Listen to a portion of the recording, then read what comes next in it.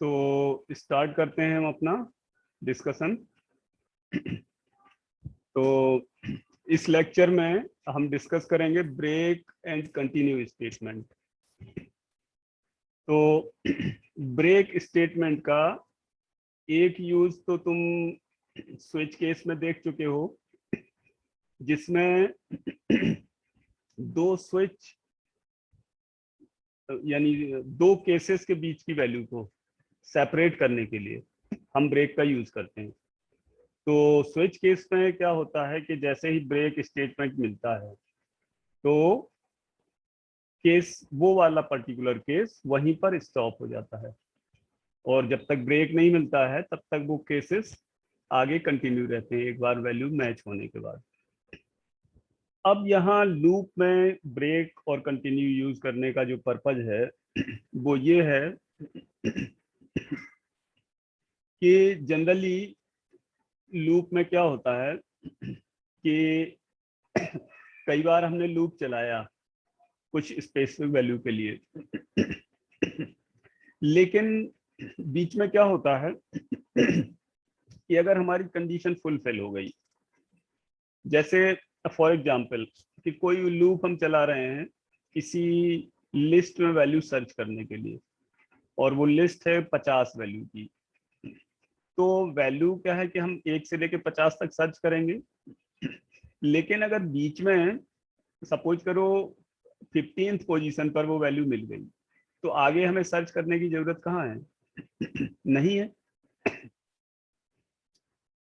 तो ऐसी सिचुएशन में कि जब हमारी कंडीशन लूप के कंप्लीट होने के पहले फुलफिल हो जाती है तो हम ब्रेक का यूज कर लेते हैं। तो ब्रेक जैसे ही लूप में एग्जीक्यूट होता है तो वो लूप हमारा फिनिश हो जाता है, टर्मिनेट हो जाता है, खत्म हो जाता है। अदरवाइज लूप कब फिनिश होता? जबकि कंडीशन फॉल्स हो जाती लूप की, तभी ब्रेक हमारा टर्मिनेट होता है, वो सॉरी तभी लूप टर्मिनेट होता है। लेकिन अगर हमने ब्रेक लिख दिया लूप के अंदर तो जैसे ही ब्रेक मिलेगा लूप को, वो उसी मोमेंट पर टर्मिनेट हो जाएगा।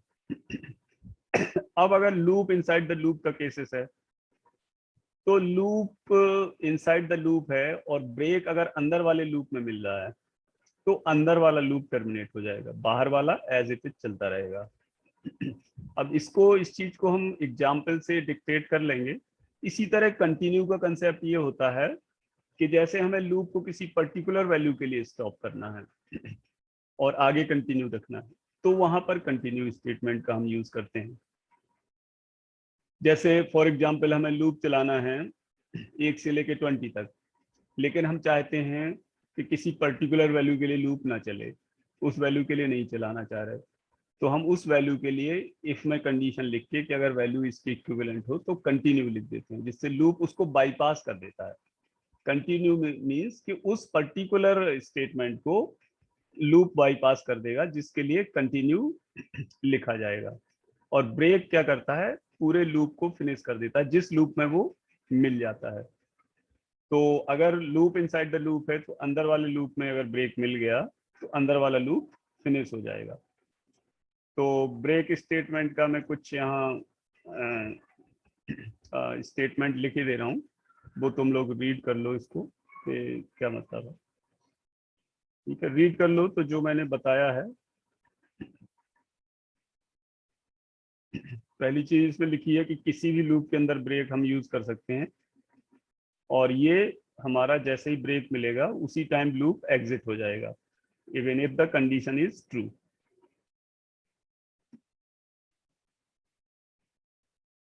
और कंटिन्यू स्टेटमेंट की अगर हम बात करें तो यहाँ मैं अगले उसमें लिख दे रहा हूँ कि कंटिन्यू स्टेटमेंट का क्या मतलब है। यहाँ पे ये है कंटिन्यू स्टेटमेंट के लिए। तो ब्रेक एंड कंटिन्यू ये दोनों कीवर्ड हैं। कीवर्ड्स का मैं पिछले लेक्चर में डिस्कस कर चुका हूँ कि कीवर्ड क्या है। तो इन ब्रेक और कंटिन्यू को समझने के लिए हम एक एग्जांपल लेते हैं, जिससे उस एग्जांपल से it will be much clear कि क्या मीनिंग है एक्चुअली ब्रेक स्टेटमेंट की। तो एक ब्रेक स्टेटमेंट का हम एग्जांपल ले लेते हैं।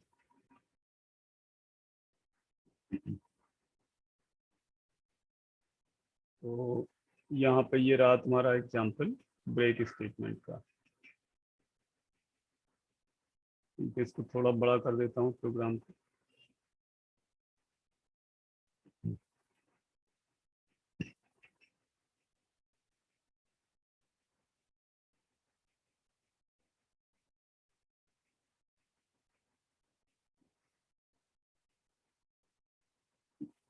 इसको हटा देता हूँ हैश इंक्लूड को। तो मेन के अंदर हमने लिखा है, इसमें क्या किया है कि दो वेरिएबल डिक्लेयर किए हैं इंट टाइप के आई जे।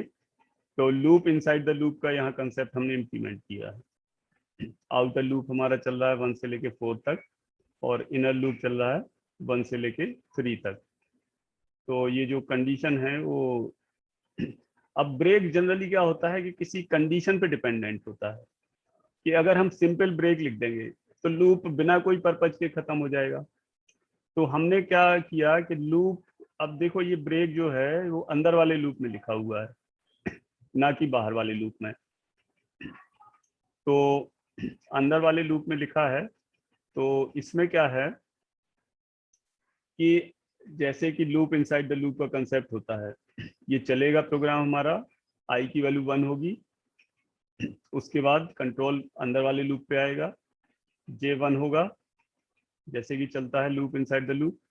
और इधर इसने चेक किया इफ में कि इफ आई इक्वल्स टू जे, अगर आई और जे इक्वल हैं तो फिर ब्रेक हो जाए। ब्रेक जहां मिला, दिस मीन्स कि आई इक्वल्स टू जे मिल गए, आई की वैल्यू 1 है, जे इक्वल्स टू 1, तो ये क्या होगा, अंदर वाला लूप फिनिश हो जाएगा। अगर ये कंडीशन ट्रू ना मिलती तो अंदर वाले लूप के थ्रू ये आई जे प्रिंट होता हमारा, जैसे कि प्रिंट ऐप से। तो जैसे ही कंडीशन आई वाली फुलफिल, ये इफ वाली फुलफिल हुई, उसके साथ ब्रेक है, इफ के साथ ब्रेक है। तो इफ जब फुलफिल होगा तभी तो ब्रेक चलेगा। तो आई और जे इक्वल मिल रहा है फर्स्ट वैल्यू के लिए, तो ये ब्रेक हो गया। मतलब ब्रेक होने का मतलब कि लूप फिनिश हो गया अंदर वाला।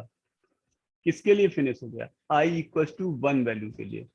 जो बाहर वाले लूप की वैल्यू आई इक्वल टू 1 है, उसके लिए ये फिनिश हो गया। लूप फिनिश हो गया तो कंट्रोल कहाँ जाएगा, इसको प्रिंट करेगा, डीकेजी को। भाई अंदर वाला लूप क्या है, बाहर वाले लूप के लिए एक स्टेटमेंट है। तो बाहर वाले लूप की आई की हर वैल्यू के लिए ये अंदर वाला लूप चलेगा और ये प्रिंट होगा। तो जब आई इक्वल टू 1 के लिए और जे इक्वल टू 1 के लिए ये कंडीशन ट्रू होके ब्रेक हो गया, तो लूप खत्म, अंदर वाला खत्म, मतलब कि उसका एग्जीक्यूशन कंप्लीट, ब्रेक। तो अब ये प्रिंट कर देगा डीकेजी, और डीकेजी के प्रिंट होते हुए कंट्रोल फिर जाएगा। ये बाहर वाले लूप का लास्ट स्टेटमेंट है, तो कंट्रोल जाएगा आई प्लस प्लस पर। आई की वैल्यू 2 हो गई, फिर कंडीशन टेस्ट हुई तो कंडीशन टेस्ट हुई तो फिर ये ट्रू मिली, तो फिर जे 1 से चलेगा। भाई लूप जो ब्रेक हुआ था आज आई इक्वल टू 1 के लिए ही तो हुआ था, फिर जे इक्वल टू 2 के लिए फिर चलने लगा, आई इक्वल टू 2 के लिए, सॉरी। तो आई की वैल्यू 2 हुई, जे 1 हुआ, कंडीशन फॉल्स है, तो ये प्रिंट हुआ, यहाँ आई और जे की वैल्यू 2 1 प्रिंट हो गई। आई और जे की वैल्यू 2 1 प्रिंट हो गई, और 2 1 प्रिंट होने के बाद कंट्रोल फिर जे प्लस प्लस पर गया, तो जे की वैल्यू 2 हुई, फिर कंडीशन ये इफ वाली मैच कर गई, तो जे इक्वल टू 2 और आई इक्वल टू 2 के लिए फिर ब्रेक हो गया, फिर इसमें लूप खत्म हो गया, तो फिर डी के जी प्रिंट हो गया। तो एक तरह से अभी तक आउटपुट क्या आया था, आई इक्वल टू 1 के लिए अंदर वाला लूप बिल्कुल खत्म था, तो कुछ नहीं प्रिंट हुआ। फिर आई 2 हुआ, तो आई इक्वल टू 2 और जे इक्वल टू 1 के लिए कंडीशन ट्रू नहीं मिली इफ वाली, तो ब्रेक नहीं चला, तो प्रिंट हुआ 2 1। और 2 1 प्रिंट होने के बाद आई इक्वल टू 1 के लिए टीकेजी तो प्रिंट हुआ ही था, फिर 2 1 प्रिंट हुआ, और आई तो अभी भी 2 है, जे की वैल्यू 2 हुई, कंडीशन फिर ट्रू मिल गई, तो ये ब्रेक फिर फिनिश हो गया। फिर जब ब्रेक फिनिश हो गया तो फिर डीकेजी प्रिंट हो गया। फिर डीकेजी प्रिंट होने के बाद आई की वैल्यू 3 हुई। आई की वैल्यू 3 हुई तो फिर ये यहाँ आया कंट्रोल जे इक्वल टू 1 पर, और कंडीशन ये फॉल्स से ट्रू नहीं मिली, तो प्रिंट हुआ क्या, I3 है, J1 है, 3 1 प्रिंट हुआ।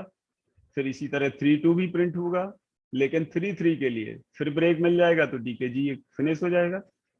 फिर आई की वैल्यू 4 हुई तो J1 हुआ, तो I4 J1 प्रिंट हुआ, I4 J2 प्रिंट हुआ, I4 J3 प्रिंट हुआ। I4 और J4 है ही नहीं, तो लूप J = 3 तक ही चलना है। तो I4 J3 प्रिंट होने के बाद फिर डीकेजी प्रिंट हो गया, और उसके बाद ये खत्म प्रोग्राम। तो इसका आउटपुट हम देख सकते हैं जो मैंने समझाया। I think idea will be clear to you. ये इसका आउटपुट है प्रोग्राम का। हमारा इस प्रोग्राम का पर्पज था कि ब्रेक को समझना, ब्रेक को समझना। तो ये जैसे कि हमने अभी डिस्कस किया, ये इसका आउटपुट है। I = 1 J = 1 के लिए कंडीशन मैच हो गई थी।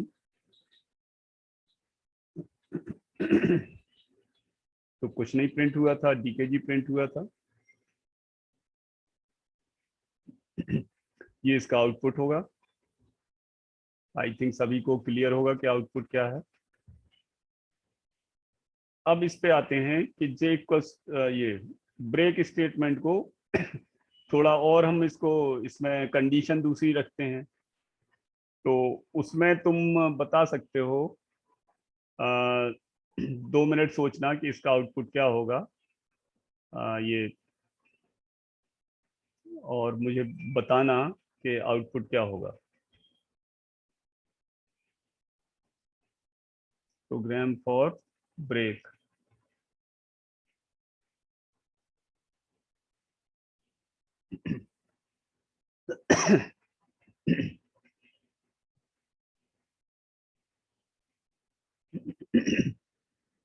तो इसमें क्या है कि मैं कंप्लीट प्रोग्राम लिखे दे रहा हूँ।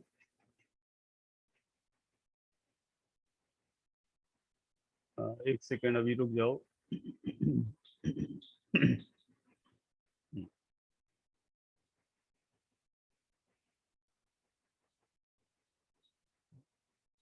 तो ये रहा हमारा कंप्लीट प्रोग्राम, और ये ऊपर वाला पार्ट हटा देते हैं जिससे कि प्रोग्राम थोड़ा बड़ा हो जाएगा।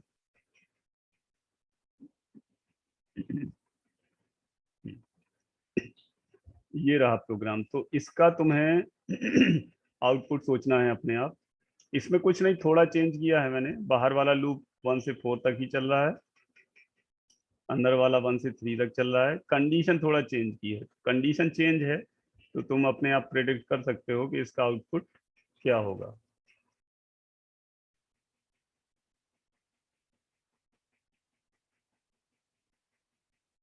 और